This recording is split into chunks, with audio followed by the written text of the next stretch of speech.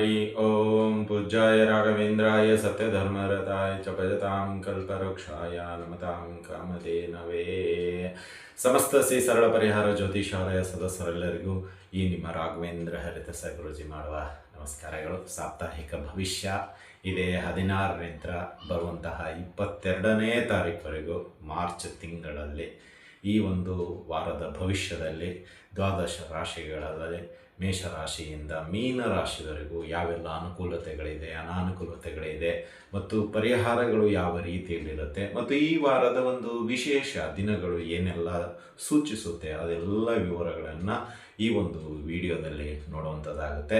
ಅದಕ್ಕಿಂತ ಮುಂಚಿತವಾಗಿ ತಮ್ಮೆಲ್ಲರಿಗೂ SSB ಜ್ಯೋತಿಷಾಲಯ ಯೂಟ್ಯೂಬ್ ಚಾನಲ್ಗೆ ಸ್ವಾಗತ ಸುಸ್ವಾಗತ ಅಂತ ತಿಳಿಸುತ್ತಾ, ಇನ್ನೂ ನಮ್ಮ ಚಾನಲ್ಗೆ ನೀವು ಸಬ್ಸ್ಕ್ರೈಬ್ ಆಗಿಲ್ಲ ಅಂದರೆ ದಯವಿಟ್ಟು ಸಬ್ಸ್ಕ್ರೈಬ್ ಆಗಿ ಮತ್ತು ಮುಂದೆ ಬರ್ತಕ್ಕಂತಹ ಆಧ್ಯಾತ್ಮಿಕ ವಿಷಯಗಳು, ಧಾರ್ಮಿಕ ವಿಷಯಗಳು, ಇನ್ನೂ ಹತ್ತಿರವಾಗಿರುವಂತಹ ವಿಷಯಗಳು ಬರುತ್ತೆ ಅಂತ ತಿಳಿಸುತ್ತಾ ಬನ್ನಿ. ಹಾಗಾದರೆ ಈ ವಾರದ ಸಾಪ್ತಾಹಿಕ ಭವಿಷ್ಯ ಅಥವಾ ವಾರದ ಭವಿಷ್ಯ ಹೇಗೆ ಇರುತ್ತೆ ಮತ್ತು ಗ್ರಹಗಳ ಸ್ಥಿತಿಗಳು ಯಾವುದಿದೆ ಮೊದಲು ತಿಳಿದುಕೊಳ್ಳೋಣ.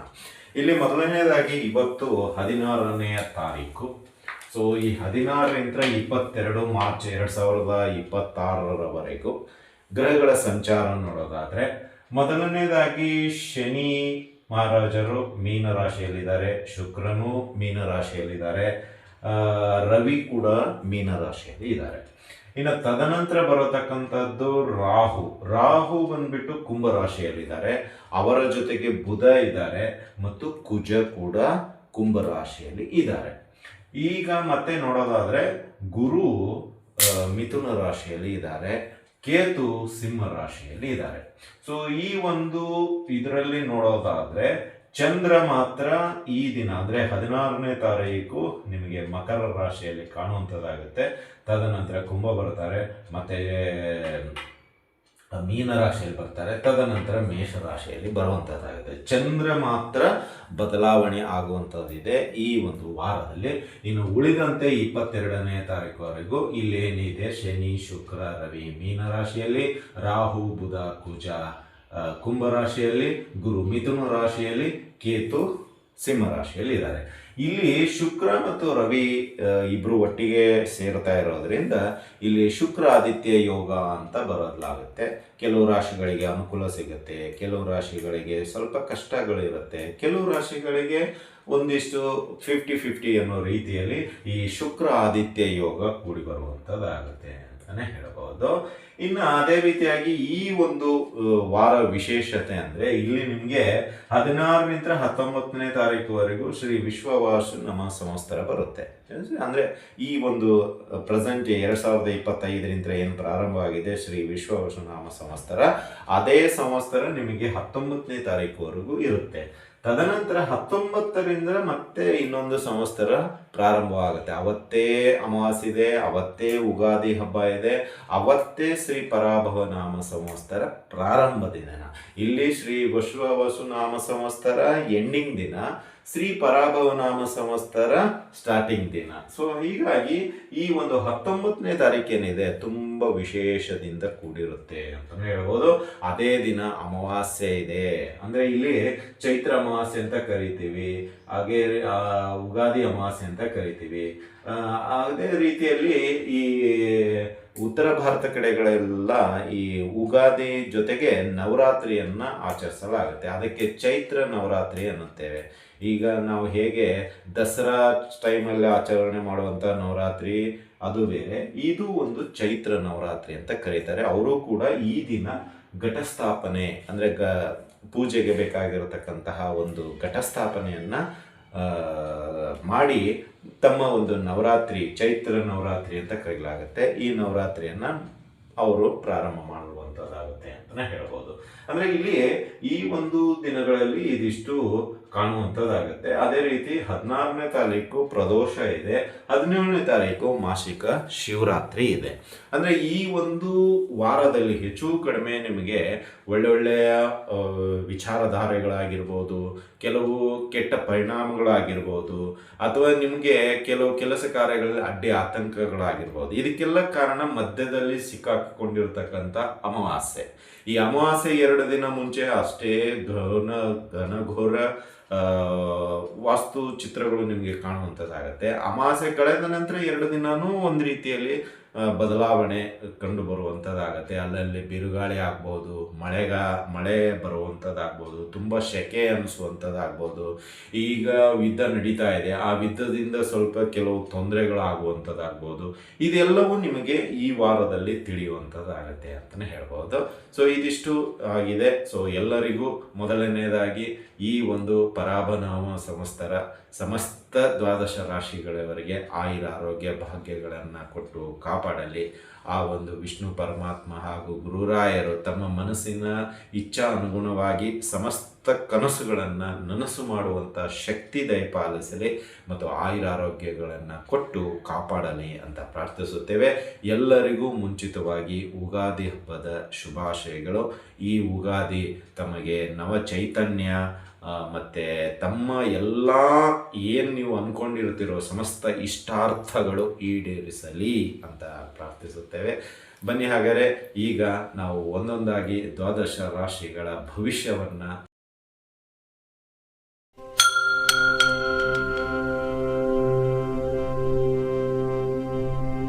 ಗಳಲ್ಲಿ 3ನೇ ರಾಶಿಯಾಗಿರ್ತಕ್ಕಂತಹ ಮಿಥುನ ರಾಶಿ. ಈ ಮಿಥುನ ರಾಶಿಯವರಿಗೆ ಈ ಒಂದು ಸಾಪ್ತಾಹಿಕ ಭವಿಷ್ಯ ಅಂದರೆ ಈ ಒಂದು 16ರಿಂದ 22ನೇ ತಾರೀಕುವರೆಗೂ ಅನುಕೂಲತೆ ಏನು, ಅನಾನುಕೂಲತೆ ಏನು, ಪರಿಹಾರಗಳು ಯಾವ ರೀತಿಯಲ್ಲಿ ಇರುತ್ತೆ ಎಂಬುದನ್ನು ತಿಳ್ಕೊಳ್ಳೋಣ.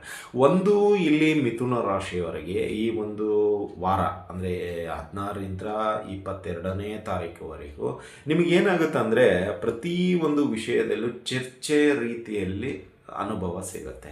ಅಂದರೆ ಎಲ್ಲೋ ಒಂದು ಏನೋ ಕೆಲಸ ಮಾಡ್ತಾ ಇದ್ದರೆ ಮಾತುಗಳು ಜಾಸ್ತಿ ಆಡುವಂಥದ್ದಾಗುತ್ತೆ. ಅಂದರೆ ಆ ವಿಷಯಕ್ಕೆ ನಿಮಗೆ ಎಲ್ಲೋ ವಿಷಯ ಜಾಸ್ತಿ ತಿಳ್ಕೋಬೇಕಾಗಿರುತ್ತೆ. ಹೀಗಾಗಿ ನೀವು ಮಾತುಗಳನ್ನು ಜಾಸ್ತಿಯಾಗಿ ಮಾತನಾಡುವಂಥದ್ದಾಗುತ್ತೆ ಈ ಒಂದು ವಾರದಲ್ಲಿ ಅಂತಲೇ ಹೇಳ್ಬೋದು. ಅಂದರೆ ಇಲ್ಲಿ ನಿಮ್ಗೆ ಏನಾಗುತ್ತೆ, ನಿಮಗೆ ಬುಧನ ಒಂದು ಕೃಪಕಟಾಕ್ಷ, ರಾಶಿಯಲ್ಲೇ ಗುರು ಇರುವಂತಹ ಒಂದಿಷ್ಟು ಅನುಕೂಲತೆ ಮತ್ತು ಮೀನ ರಾಶಿಯಲ್ಲಿ ಇರತಕ್ಕಂತಹ ಶನಿ, ರವಿ, ಆಮೇಲೆ ಶುಕ್ರ, ಈ 3 ಗ್ರಹಗಳ ಒಂದಿಷ್ಟು ಅನುಕೂಲತೆಗಳು ಮತ್ತು ಇಲ್ಲಿ ಗುರು ಮತ್ತು ಕುಂಭರಾಶಿಯಲ್ಲಿ ಇರತಕ್ಕಂಥ ಬುಧ. ಅಂದರೆ ಇಲ್ಲಿ ಏನಾಗುತ್ತೆ, ಈ ಕಾಂಬಿನೇಷನಲ್ಲಿ ನೀವು ಒಂದು ಕೆಲಸ ಮಾಡಬೇಕಾದ್ರೆ 100 ಸತ ಯೋಚನೆ ಮಾಡಿ ಪರ್ಫೆಕ್ಟಾಗಿ ಮೂವ್ ಮಾಡಲಿಕ್ಕೆ ಇಷ್ಟಪಡ್ತೀರಾ.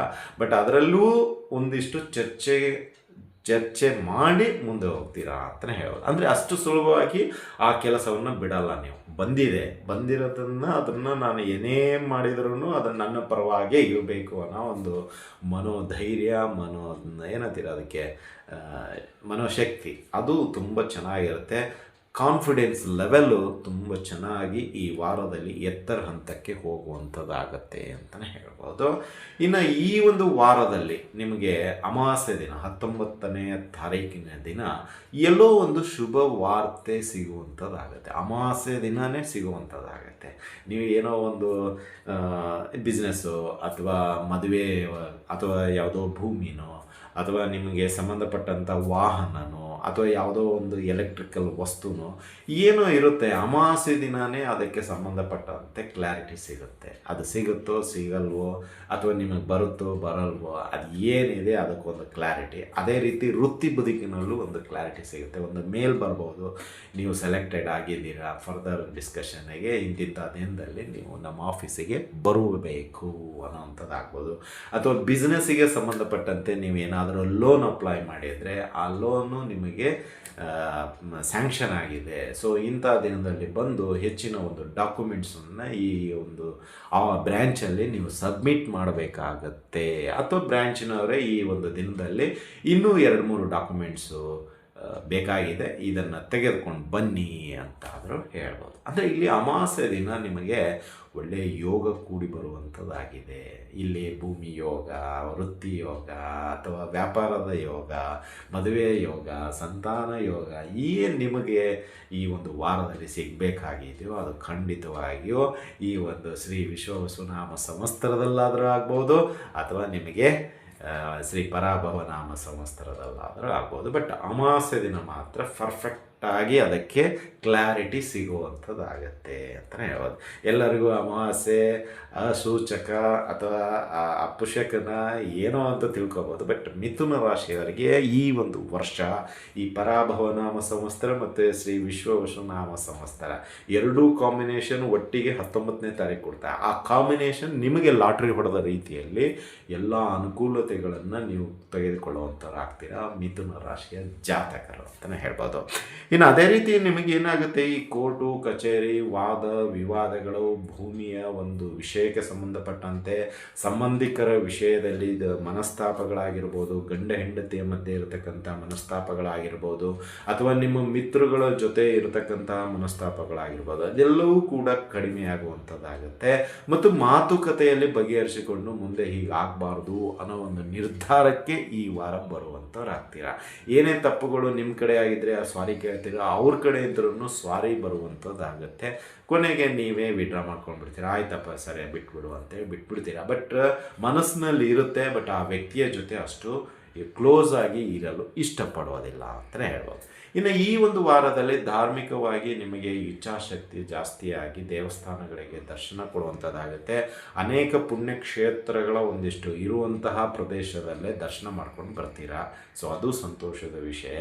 ಇನ್ನು ಸಂಬಂಧಿಕರು ನಿಮಗೆ ಧಾರ್ಮಿಕ ಒಂದು ಕಾರ್ಯಗಳಲ್ಲಿ ಭಾಗವಹಿಸಲಿಕ್ಕೆ ಇನ್ವಿಟೇಷನ್ ಸಿಗ್ಬೋದು, ಆಹ್ವಾನ ಪತ್ರಿಕೆ ಅಂತೀವಲ್ಲ ಆ ರೀತಿಯಲ್ಲಿ ವಾಟ್ಸಪ್ಪಲ್ಲೋ ಅಥವಾ ನೇರವಾಗಿಯೋ ಅಥವಾ ಫೋನ್ ಮುಖಾಂತರ ನಿಮಗೆ ಕರೆದು ಮನೆಗೆ ಸತ್ಯನಾರಾಯಣ ಪೂಜೆ ಇದೆ ಅಥವಾ ಯಾವುದೋ ಯಜ್ಞ ಯಗಾದಿಗಳನ್ನು ಮಾಡಿಸ್ತಾ ಇದ್ದೀವಿ ಅಥವಾ ಯಾವುದೋ ಒಂದು ಪೂಜೆ ಇದೆ ಅಥವಾ ಯಾವುದೋ ಒಂದು ಸುದರ್ಶನ ಹೋಮ ಇದೆ ಬನ್ನಿ ಅಂತ ಕರೆಯುವಂಥದ್ದಾಗ್ಬೋದು. ಅಂದರೆ ಇಲ್ಲಿ ಏನಾಗುತ್ತೆ, ಸಂಬಂಧಿಕರ ಜೊತೆಗೆ ನಿಮ್ಮ ಒಂದು ಇನ್ವಾಲ್ವ್ಮೆಂಟು ಅಥವಾ ನಿಮಗೂ ಕೂಡ ಆ ಒಂದು ಹೋಮ ಯಜ್ಞ ಆಗಾದಗಳಲ್ಲಿ ಭಾಗವಹಿಸಲು ಸಹಾಯ ಆಗುತ್ತೆ ಅಂತಲೇ ಹೇಳ್ಬೋದು. ಇದರಿಂದ ನಿಮ್ಮ ಮಾನಸಿಕವಾಗಿ ಇರತಕ್ಕಂತಹ ಒತ್ತಡಗಳು ಈ ವಾರ ಆ ಪೂಜೆಯಲ್ಲಿ ಪಾಲ್ಗೊಳ್ಳೋದ್ರಿಂದ ಕಡಿಮೆಯಾಗುವಂಥದ್ದಾಗತ್ತೆ ಅಂತಲೇ ಹೇಳ್ಬೋದು.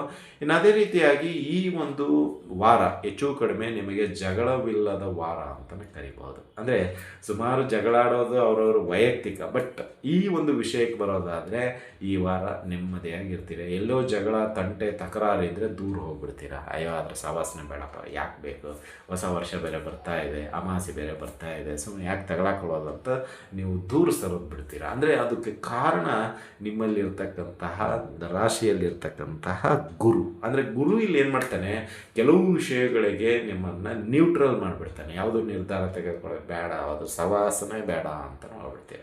ಆಮೇಲೆ ಈ ವಾರದಲ್ಲಿ ಇನ್ನೊಂದು ಒಳ್ಳೆಯ ನ್ಯೂಸ್ ಅಂತ ಹೇಳೋದಾದರೆ ಶತ್ರುಗಳು ಏನಾಗ್ಬಿಡ್ತಾರೆ, ಅವರ ಎಲ್ಲ ಶಸ್ತ್ರಾರ್ಥಗಳು ಮುಗಿದು ಹೋಗ್ಬಿಡ್ತೀವಿ. ಇನ್ನೇನು ಮಾಡ್ಕೊಳಿಕ್ಕಾಗಲ್ಲ.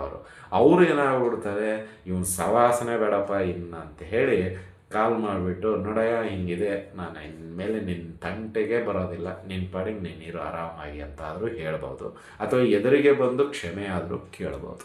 ಇದು ಈ ವಾರ ನಿಮಗೆ ದೇವರ ಕೃಪೆಯಿಂದ ಸಿಗುವಂತಹ ಒಂದು ವರ ಅಂದ್ರೂ ತಪ್ಪಾಗೋದಿಲ್ಲ. ಅಂದರೆ ಇಲ್ಲಿ ಶತ್ರುಗಳು ಶರಣಾರ್ಥರಾಗಿರ್ತಾರೆ.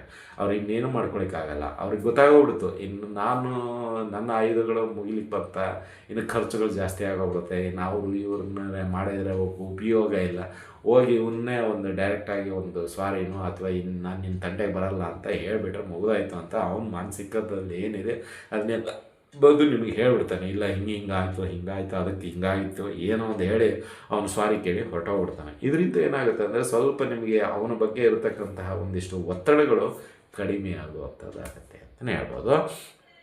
ಈ ವಾರದಲ್ಲಿ ಮಕ್ಕಳ ವಿಷಯಕ್ಕೆ ಬರೋದಾದರೆ ಅವರಿಂದ ಸ್ವಲ್ಪ ಅನುಕೂಲತೆಗಳು ಕಂಡುಬರುವಂಥದ್ದಾಗುತ್ತೆ.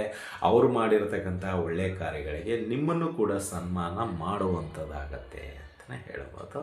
ಇನ್ನು ಈ ಒಂದು ವಾರದಲ್ಲಿ ಹೊಸ ಒಂದು ವಿಚಾರಧಾರೆಗಳಿಗೆ ವಿಶ್ವಾಸದಿಂದ ಅದನ್ನು ಅನುಸಾರ ಮಾಡ್ಕೊಳ್ಳಿಕ್ಕೆ ಇಷ್ಟಪಡ್ತೀರ. ಅಂದರೆ ಆ ಒಂದು ವಿಷಯ ನೀವು ನಿಮ್ಮೊಳಗೆ ಸೇರಿಸಿಕೊಳ್ಳಲು ಇಷ್ಟ ಆಗುತ್ತೆ ಅಂತಲೇ ಹೇಳ್ಬೋದು. ಅಂದರೆ ಆ ವಿಷಯ ಇಷ್ಟು ದಿನ ಇಲ್ಲ ಅಂತಲ್ಲ, ಇತ್ತು, ಬಟ್ ಅದನ್ನು ನೀವು ಒಂದು ರೀತಿಯಲ್ಲಿ ಎಲ್ಲೋ ಇಗ್ನೋರ್ ಮಾಡ್ತಾ ಇದ್ರಿ. ಬಟ್ ಈಗ ಅದು ಏನಾಗ್ತಾ ಇದೆ, ಇಂಟ್ರೆಸ್ಟ್ ಆಗಿ ಆ ಒಂದು ವಿಷಯನ್ನೇ ನಾವು ತೆಗೆದುಕೊಂಡು ಮುಂದೆ ಹೋಗುವುದು ಉತ್ತಮ ಅಂತ ಅನ್ನಿಸ್ತಾ ಇದೆ ಅಂತ ಹೇಳಿ ಅದಕ್ಕೇನೇನು ಬೇಕು ಎಲ್ಲವನ್ನು ರೆಡಿ ಮಾಡಿಕೊಂಡು ಮುಂದೆ ಹೋಗುವಂಥದ್ದಾಗತ್ತೆ ಅಂತ ಅಂತಲೇ ಹೇಳ್ಬೋದು.